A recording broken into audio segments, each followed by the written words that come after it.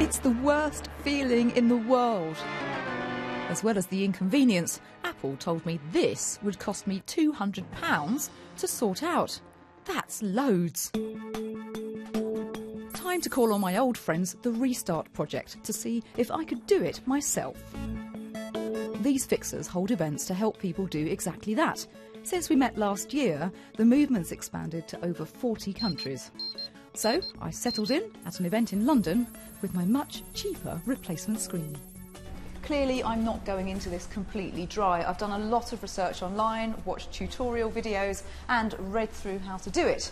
So the next thing is going from theory to practice. Before we continue, some warnings. If you think you're covered by a warranty, you'll probably want to take your broken gadgets back to where you bought them. And there's always the potential for electric shocks and broken glass. But my iPad is ancient. I've done my prep and one of the restarters is keeping an eye on me. It has to be away from you. Yep. So it doesn't pinch your wrist or anything like that.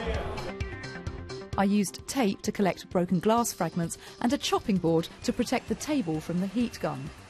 The heat gun softens the adhesive which sticks the device together. Once the glue was softened, I used plastic and metal implements called spudgers to prise open my prized gadget. Basically, the idea is blast it with a lot more heat than I first thought. Yeah. A lot more. Then, get in there and lever.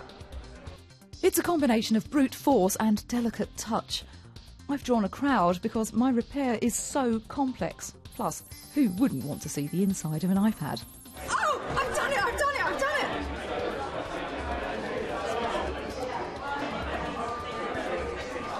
Wow! There you go. Oh, look! Stuff is getting more difficult to open, and we're seeing that at the events that we're hosting.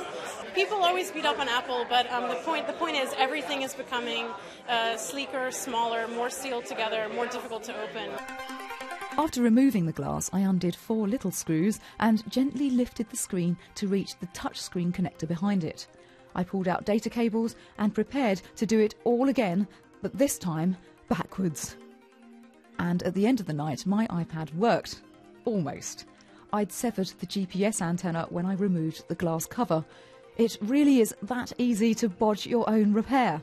Oh well, back to the internet for what looks like an even more complex fix.